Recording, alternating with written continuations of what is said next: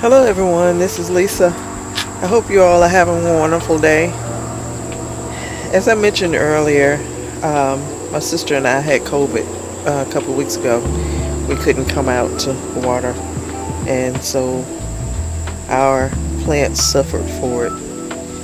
And so I just kind of wanted to show you guys what's going on in the garden and some things that are probably going to have to come out. I keep looking at this tomato plant. It has a hornworm eating it, and I don't know where he is. Let me just turn you around so that you can see. So, as you can see, like when you are looking at your tomato plant and you see that sticks at the top, you got a hornworm. So you need to find him and you need to get rid of him. And you need to, the best thing to spray is like I use BT. I don't know the long, I can't pronounce the long word for it, but that's what I normally use and spray. But this plant, I'm probably gonna just take it out because it was in a bad shape anyway. This one next to it is German Johnson. Both of these are German Johnson, and they just, I don't think the hornworm made it to this one yet, but it just was so hot this summer for them, and they just didn't do well. So they both has produced one tomato each, and but I think this one I'm just gonna have to take it out. These are my peppers, and this is a purple lilac bell pepper. They're doing okay. They really suffered when they didn't get water the week that we didn't come out. This is a California Wonder. This one is my Lazia. It's got some on it, but this one is right next to that tomato plant, and I think that worm or something got on them and ate a few of them. As you can see, some of the leaves. But I got out here Saturday and I watered, and I think my peppers are going to be okay. This is more of the lilac purple bell peppers, so I think they're going to be okay. I'm not going to bother them. Shishito is on the back right there. Those didn't suffer at all during all this. This is a yellow bell pepper. There's something ate that part right there, but it's still some big ones on here. I'm going to take you out here to the garden with squash and the other tomatoes and everything is. That's this is sweet potatoes. They're fine. These three are tomatoes. They're fine. I came out Saturday and I kind of gave them some food, and they're okay. This zucchini, it's got to come out.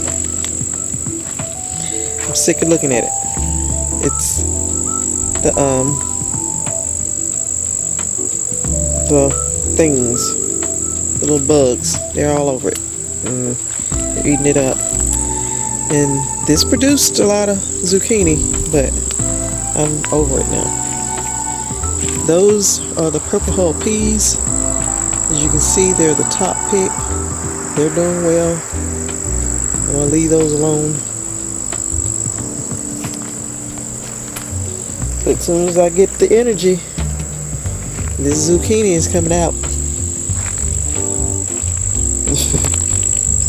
This, they didn't suffer much. All out here is the butternut squash, and I mean, it's growing out of the bed now. There's one growing right there, and it's a big huge one right here. There's a bunch of big steak bugs on top of it. That's a big one, and I think there's more in there. But right back there, my trellis is falling over. But that butternut has grown into the cucumbers and is pulling down my trellis. As you can see, the trellis is leaning over. And right there is where I saw that snake a month or so ago. This side is patty pan squash. He didn't do too bad suffering, because we got out here and we watered and did a lot. But we've gotten some patty pans off of it, and there's still some growing. I see a bunch of cucumbers in there. I'm just so over it. I'm sick of that whole scene right there, because I'm too scared now to stick my hand over in that. I don't like where I can't see. That's just how I am, because I am so scared of snakes. And this garden has gotten out of control. At least this bed has. And all that's in here right now is this patty pan, that butternut, and those cucumbers. That's all that's in here now. One plant of the squash and 2 or 3 plants of the cucumbers. That's what all this right here is. And I am over it. I'm over it. I can't deal with it. I don't like walking any place, or especially sticking my hands in any place that I can't see what's on the other side. I can't do that. Watermelon, they didn't suffer much, because there's one, and they have met up with the squash. There's one, here's one, and there's one. And but these tomatoes, they really suffered for us. Suffered since we couldn't get out here and water. I thought Saturday when I came out, I saw one of these probably was a victim of a hornworm, but I don't see any evidence of it now, so maybe I didn't see what I thought I saw. But they have not really produced that well. And like I said, these 2 and then these 4 are super sauce tomatoes, and it's just been so hot. And right here is where I saw, looks like a hornworm has gotten it, but then got all these others, so maybe it's not what I saw.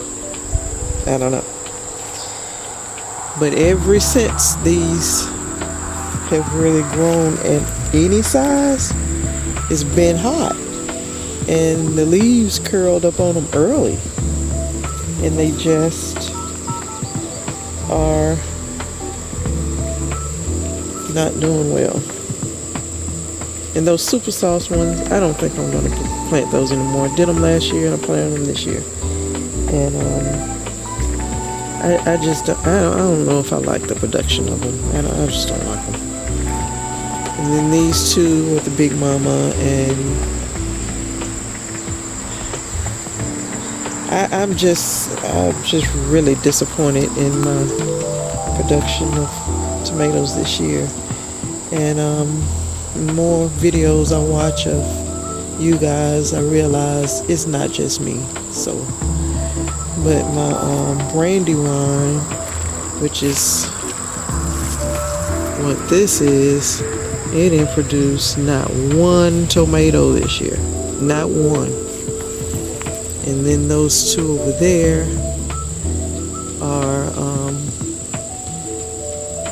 Aunt Ruby's German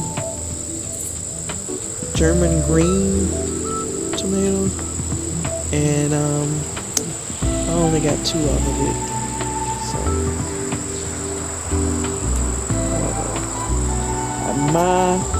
I'm thinking that I'm probably gonna come out here and pull all these up because it's just so hot, and I know they're suffering. And especially the week that we couldn't get out here, they didn't do well. And so I'm going to probably take those up. These I may keep. These are the brimmers, as well as those are the brimmers. And I ain't got no tomatoes off of them yet, but got flowers on them and they're still pretty bushy, so I think I may just leave those. This is the watermelon patch, or the melon patch, and I'm over it too. We've gotten a lot of watermelons out of it, but what I will not grow next year are those yellow belly watermelons, which I think that is, and those other 2 or 3 that I showed you on the other side, I think is a yellow belly, and then that one, and then it's one hiding out right there, and then it's one over there. Those I think are all yellow bellies, and the 2 that I have picked, and I waited till the tendril was completely dead or died back. And that one is getting there, but it's still a little green. That's the tendril right there. I waited until it was just totally dead, and I picked those 2 watermelons and got to cutting them open, and they wouldn't pop open. You know how when you cut into a watermelon, it just cracks and it pops and it flies open. Those didn't do that, and I thought, oh my goodness, these are not ready. And open them up, and they weren't. They were pink inside. They're supposed to be yellow. They were pink, and they just weren't ready. So I'm not growing those anymore. The Jubilee, my big buddy, oh yes, I'll grow those again next year. I will definitely grow them again next year. I got that one, and then I got another one that's over here. Where do I see it? He's right there. Easy bitty right now. And I have a little sugar babies. There's one down in there. Pick one in it. I think that's sugar baby. It's like back in there, as you can see. I don't want to dig because I'm scared of something to bite. But the sugar babies were good. I had to get rid of 4 honeydew melons because something came and just bit into them. And same as my cantaloupes. And the cantaloupes that I did get, they were good.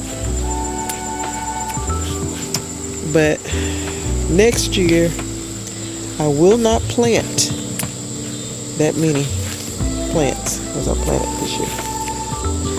What I'm going to do is I'm probably going to put down some weed barrier down through here. Do another 4 or 8 feet out of weed barrier.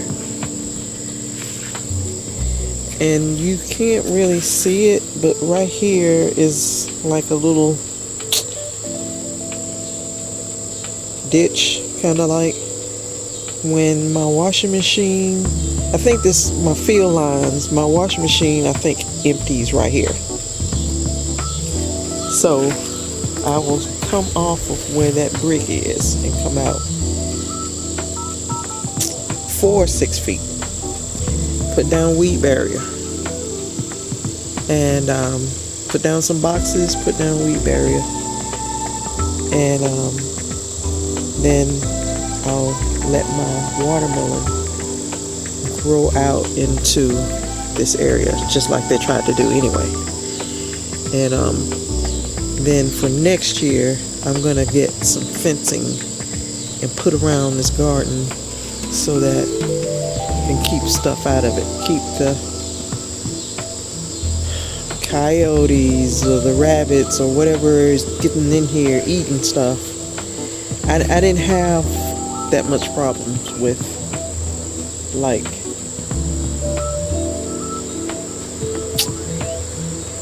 that before. Of course, my garden has never been this big before.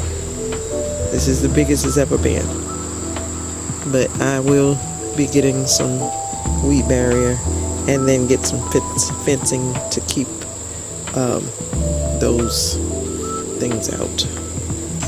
But next year, 2023, my plan is to get irrigation out here and get some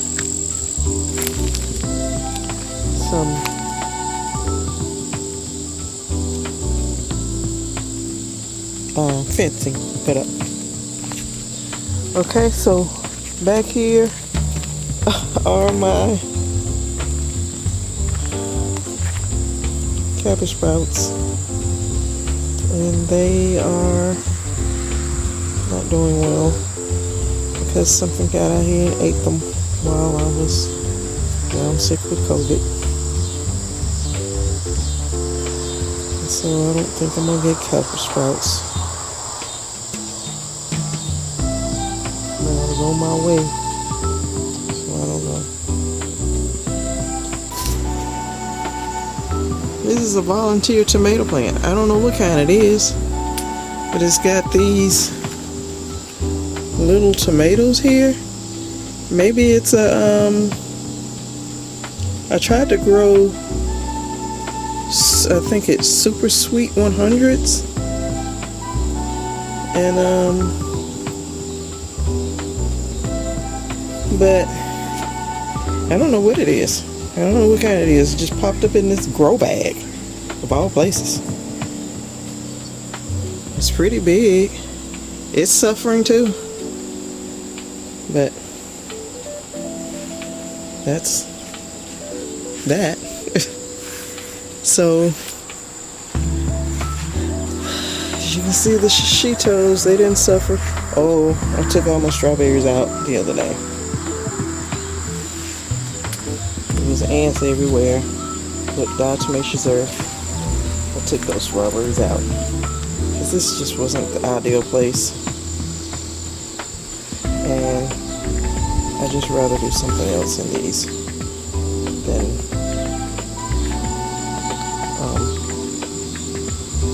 I mean, the strawberries weren't doing good, because the ants had got in it and taken it over. So now I'm treating this for the ants, and maybe by the time the greens are ready to go in, hopefully those peppers, and those are Lima Beans or butter beans. They're doing pretty good. I started them, my sister started them right before we got COVID, and they're just growing. Got that ladder mesh, got 2 of them, and they're just growing along that, so they're doing fine.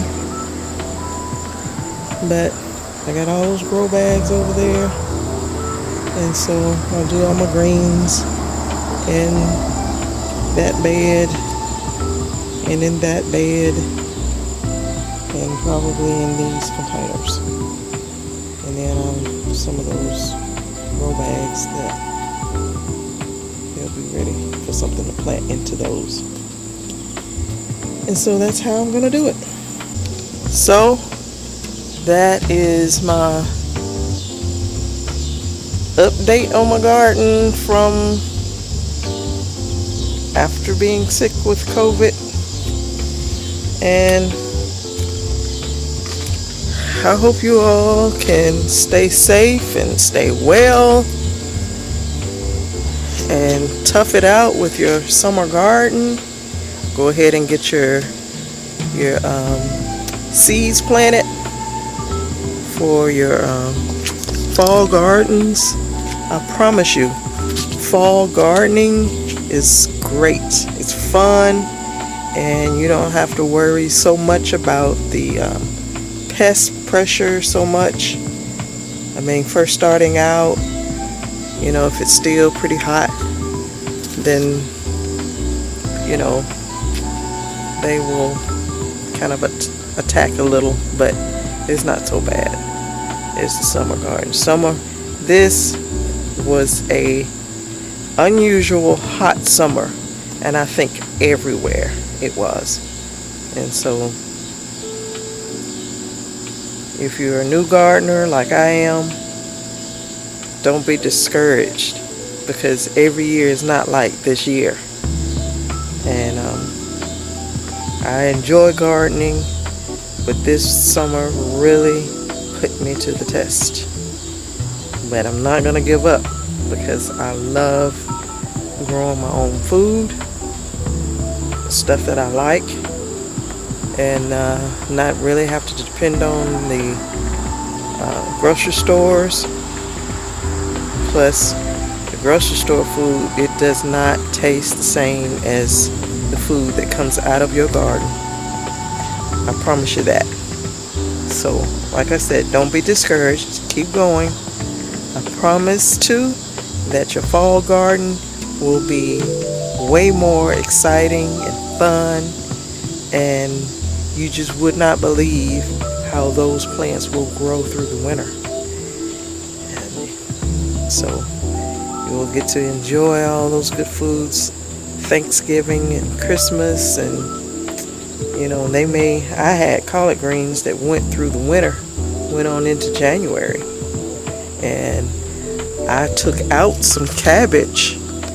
I harvested some cabbage when I was ready to plant my my spring plants this year. So, as I said, you all stay safe, stay encouraged, stay well, and I will see you in the next video. Bye-bye.